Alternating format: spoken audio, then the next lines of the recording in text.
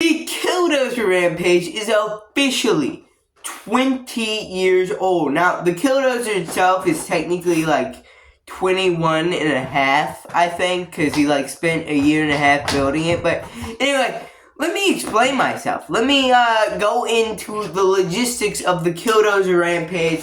Not really cover the whole story. If you want really an in-depth story retelling of the events, you can go watch several other videos. What I'm here to do is give you a brief synopsis and then move on to what's happened in the past 20 years. So Martin Heemeyer ran a muffler shop in Granby, Colorado. Then, due to some clashings with the state itself and other companies nearby, and him kind of getting blocked off from the road, and a whole bunch of other controversies. Still, some of it's kind of clouded in a little bit of mystery. The well has been kind of poisoned, to say the least. There's a lot of misinformation going around, and it's really hard to really tell what's right, what's wrong, what really went down here.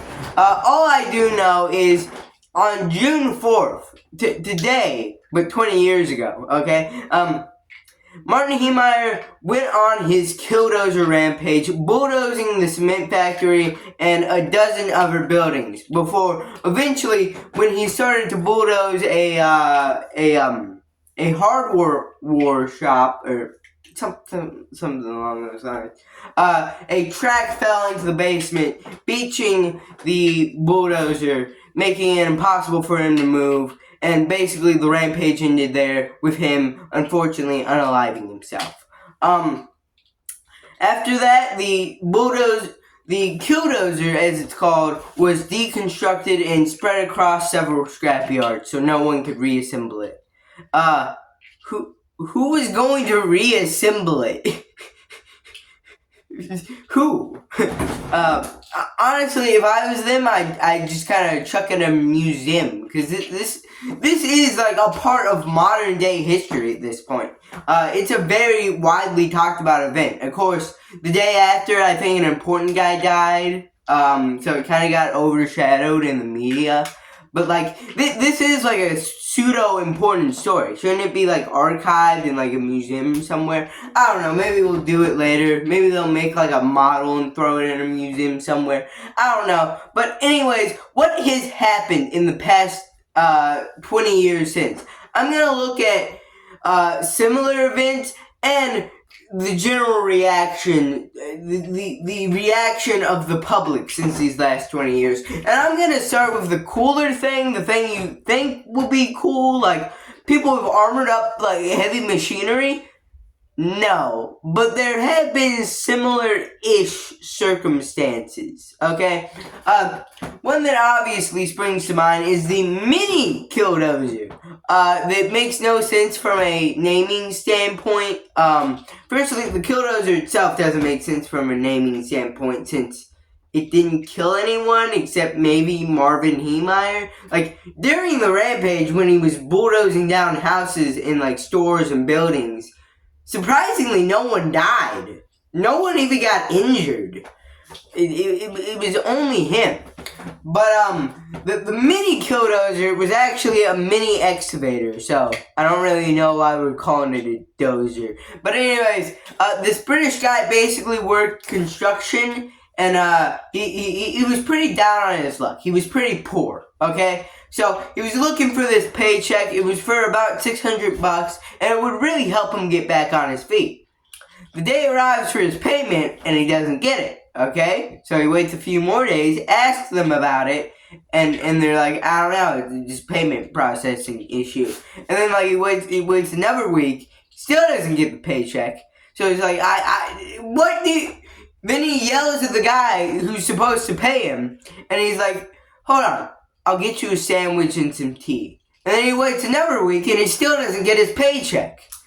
So he's like, well, what is going on? And at this point, he's pretty angry, which I'm sure anyone in his position would be, okay? Pretty down on your luck, pretty down bad at this point, and you're looking for this paycheck. It's really going to help you, but you don't get it for the past 3 weeks you were supposed to.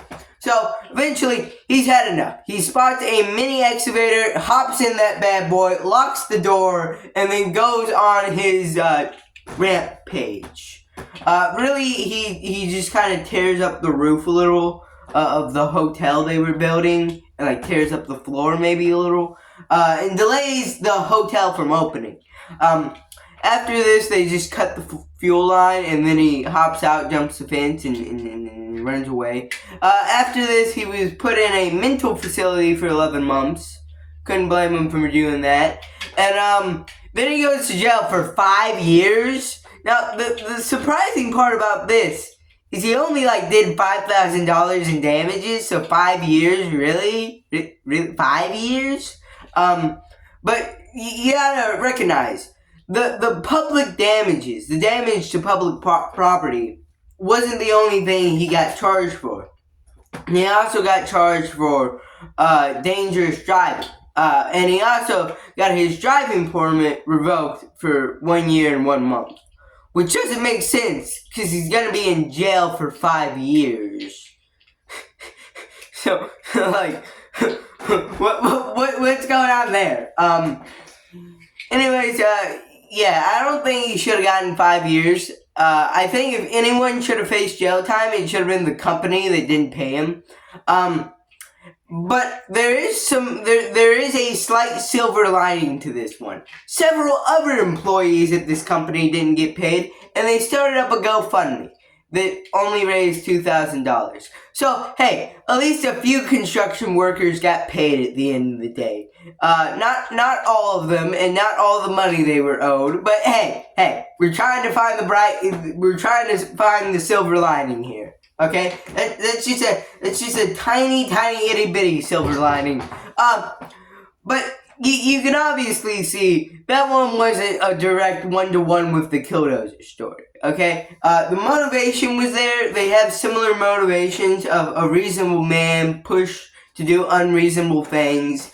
But really, when you get into the details, the fine details of the story, they're almost nothing alike.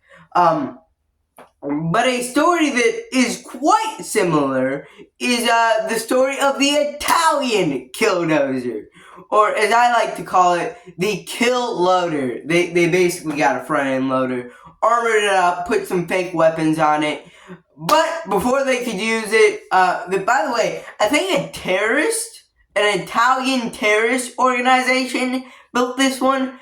Before they could actually do anything with it, the Italian government basically snatched it from them, and now it's in the hands of the Italian government. So L kill loader. That really putting the L in loader right there. But after this, there's a few more stories I want to go over that's kind of similar. Obviously, the backhoe rampage, as I like to call it, that has been called the killdozer. Basically, random drunk guy hops in a backhoe, starts trying to run over people, then he runs into a few houses before the police shoot him. Now, some of my older viewers in my audience may be drawing comparisons to the runaway tank, or as Count Dankula calls it, the meth tank. Basically, a retired Army veteran and a retired plumber basically smoked a bunch of meth, hopped in a tank, and then ran! He ran into some stuff, but it felt a lot less like a thoroughly thought-out plan like Martin Heemeyer had. I didn't go into any of the thought he put behind that. He really thought his plan through. He had a whole map of how he was gonna destroy the buildings. He even down to the type of bulldozer he got. The type of bulldozer he got was known for its reliability. So yeah, he thoroughly planned out his killdozer rampage. This guy thoroughly did not. He was just run away from the cops. And then he just got stuck in the middle of the road. This isn't like Martin Heemeyer, where he fell in a basement that he couldn't see.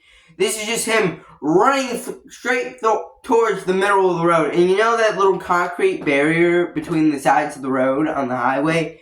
Yeah, he basically got beached on that. Dude, literally. Terrible recreation of the killdozer, right? Not really a recreation because it happened 8 years earlier. Anyways, after that, there's been some similar stories, such as the man who ran away from the police in a bobcat and actually managed to successfully get away from them, which was kind of hilarious. We also got the famous story of the man stealing a truck with lumber on it that eventually caught on fire. Really, these stories aren't all that similar to the killdozer story. There was, of course, that bobcat that ran into a few cars. Yeah, nothing's really quite the killdozer, okay? Nothing's really quite one-to-one with it. You may have, like, a similar motivation with heavy machinery and destruction, but when you get into the fine details, they're a little off. No single man has tried to armor up, like, a heavy machinery. But now I want to dive into the reaction to this event. Now, a lot of people paint Marvin Heemeyer as like a domestic terrorist type figure, which I guess is kind of fair. I mean, just looking at it from like a random civilian's standpoint that knew nothing about the whole beef he had with the concrete company, the whole like lawsuit stuff he had with the town. You probably think that. You probably think he's like an insane lunatic, which, in fairness, is not a completely false statement. I don't think saying that he was mentally well the full time he was doing it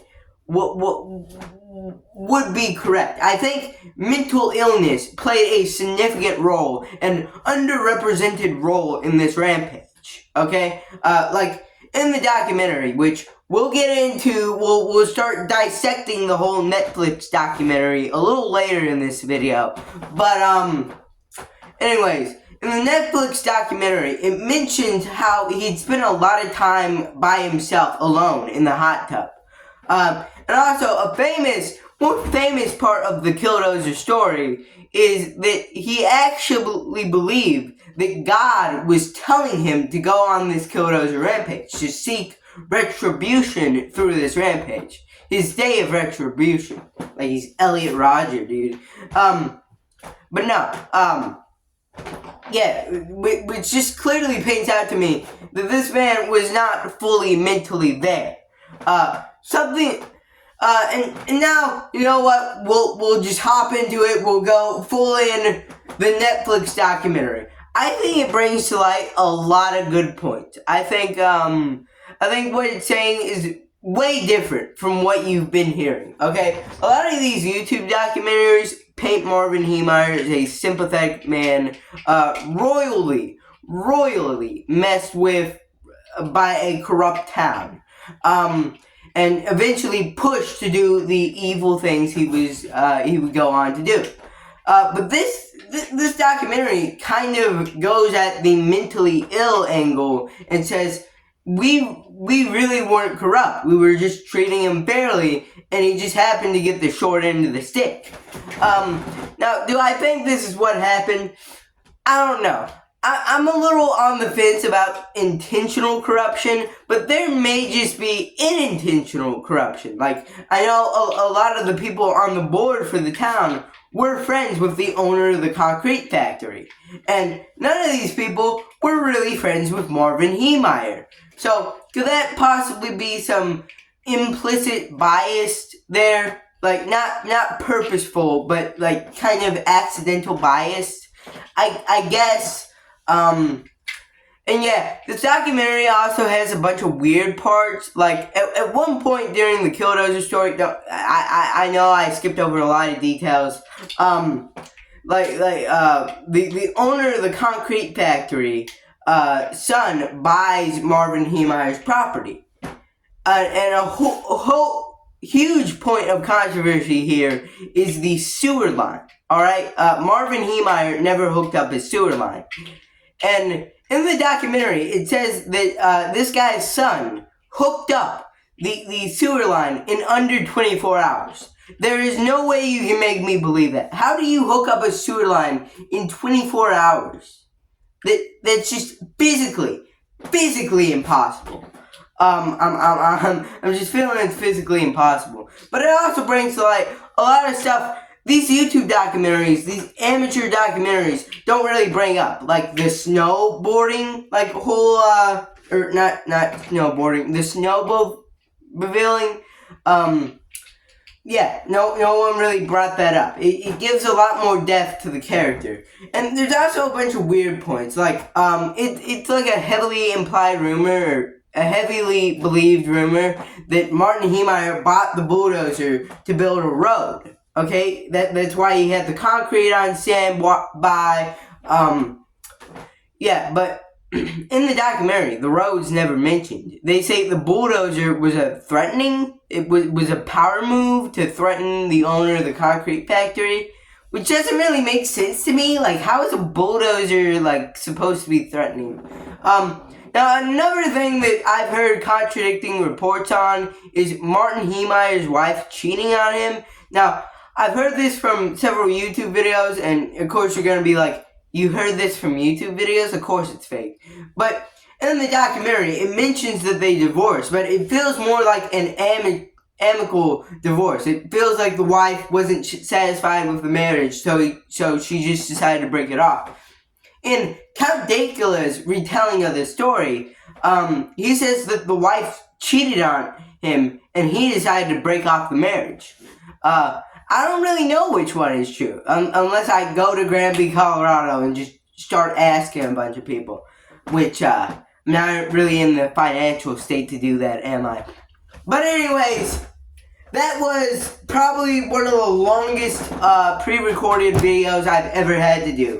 A very, very interesting one here, too. I know this kind of got a little spurgy. We kind of went all over the map and loosely tied back into the killdozer here.